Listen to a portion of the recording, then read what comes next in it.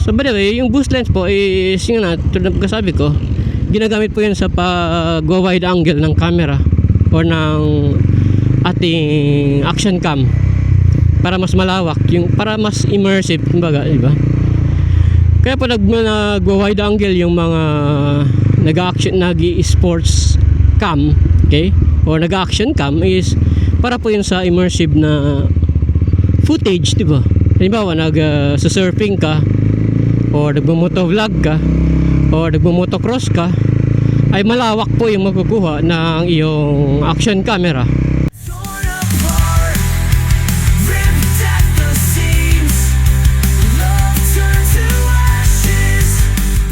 So what's up naman po mga katambay.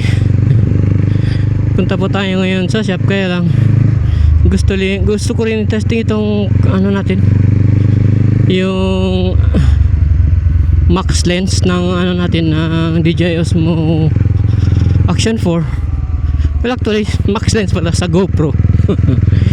Yung sa DJI ay boost lens yung kanilang wide angle lens, diba?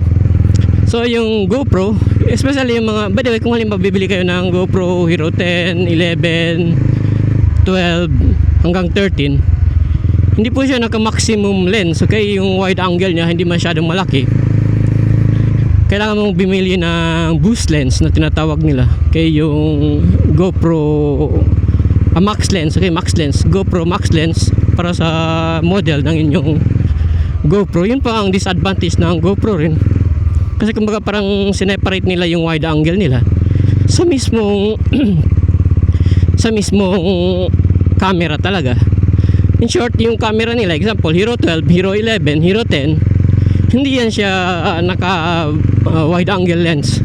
Yung pinaka maximum nila I think is 100, parang 180 ata, hindi, 160 or 170 ganun.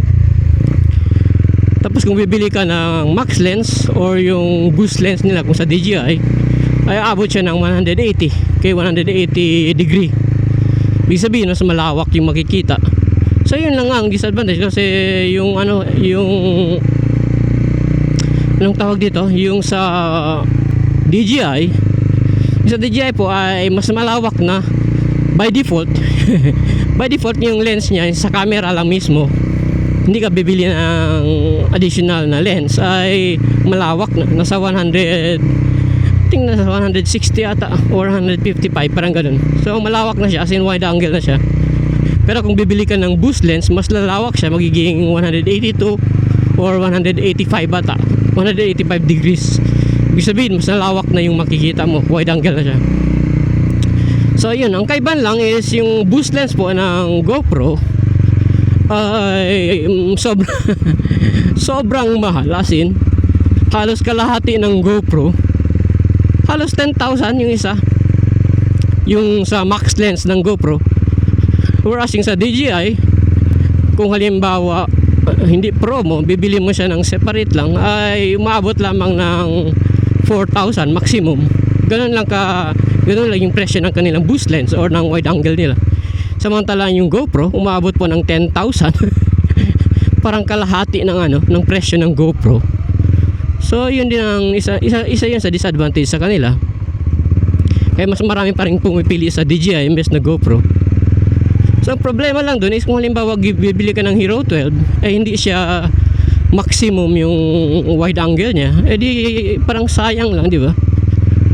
In short, kung bibili ka ng GoPro tapos bibili ka ng max lens, parang binayaran mo ang action camera mo ng 30 or 35,000.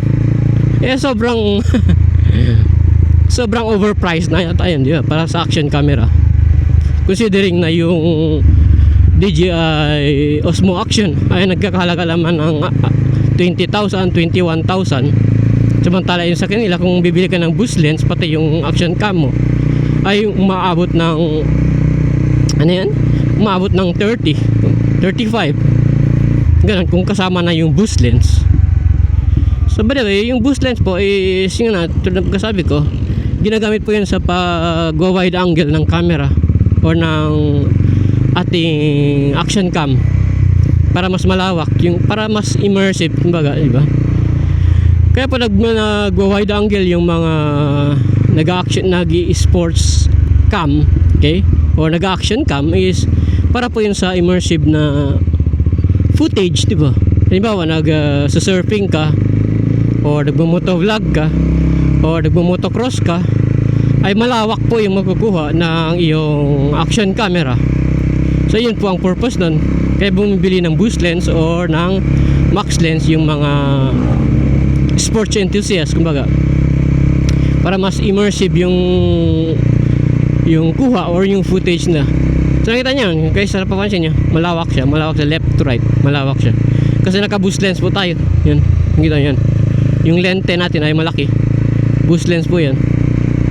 So yun po ang kaibahan kung halimbawa may boost lens ka or wala. Okay, kaya syempre sa konting investment ay mas maganda na yun. Kumbaga ay mainam na kung halimbawa may boost lens tayo or may wide angle lens tayo sa ating camera, kasi yun na nga, para sa, kumbaga para sa audience lang natin, di ba? Pero nasubukan ko dati yung yung SJ Cam. By the way, bago po tayo naka GoPro ay gumagamit din po ako ng mga lower brand na action camera. Nakatry rin po ako ng mga lower brand na action camera, especially yung sa SJ Cam. Sa that time, yung mahal pa yung GoPro ay Hero 4 pa yung pinakamaganda nila. Yung pinaka-latest nila is GoPro Hero 4. Ay kinumpitan po sila ng SJ Cam, SJ2000. Okay, so yun ang isa sa pinakamagandang action camera na pang-compete sa GoPro. So nakagamit din po tayo nun. Although maganda po yung footage ng SJ Cam, ang hindi lang nila na kokopya, kumbaga, kaya hindi nila, kumbaga, parang hindi nila kayang imitate ay yung lens po ng GoPro, kasi ay talagang malawak. Okay, malawak na siya by default. Yung GoPro Hero 4, yung GoPro Hero 4 pa talagang malawak na siya. So yun, hindi makakompete yung SJ Cam. Gumagamit ng SJ Cam po yung gamit natin dati. Okay, bakit nung nag-umpisa pa tayo sa pagmumotovlog ay SJ Cam po. Kasi that time yung GoPro po, yung Hero 4, yung ano yung tawag doon, yung image sensor. Okay, yung image sensor or ng video sensor po ng GoPro Hero 4 ay Umbrella, parang Umbrella ata yung brand. Okay, parang galing China or Japan ata yung nila, yung processor. Hindi processor, yung mismo, yung sensor. So gumagamit sila ng Umbrella. Ngayon yung SJ Cam, nalaman yun, gumamit din ng Umbrella na sensor.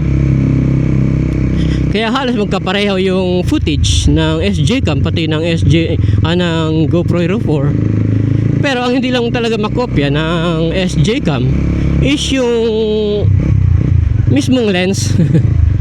yung mismong lens ng GoPro ay talagang maganda, malawak siya.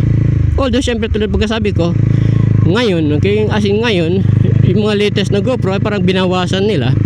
Tapos binenta nila ng separate yung lens. Yun lang yung pagkakamali nila. Tapos sobrang mahal ng max lens as compared sa boost lens ng DJI. So anyway, naparating tayo dun sa boost lens. Kasi yun ang tinatry natin ngayon, okay? Yung boost lens nga ng ating action cam, para matry natin kung gaano siya kalawak or malawak ba talaga yung kuha ng ating footage as compared sa normal. Well, actually, na-compare ko naman siya, as in mas malawak nga yung naka-boost lens. Okay, yung meron siyang wide angle lens. Tulad ng kasabi ko, nakakabit po yan sa ating DJI Osmo Action 4 ang boost lens. Bali, kung halimbawa bibili po kayo ng boost lens para sa inyong DJI or sa inyong Action 4 or Action 6, ay magkaiba po yung, I think yung Action 4 pati Action 5 Pro ay parehas lang yung boost lens nila, magkaparehas lang. Bibili ka ng boost lens para sa Action 4, bibili ka ng boost lens para sa Action 5, magkaparehas lang po. Okay, magkaparehas lang yung model ng inyong boost lens o yung wide angle lens nyo. Pero kung halimbawa yung gamit niyo pong action cam ay action 6, okay? Kung ang action cam niyo ay kung ang DJI niyo ay Osmo Action 6, magkaiba po yung boost lens. Okay, may boost lens po para sa action 6. Iba po yung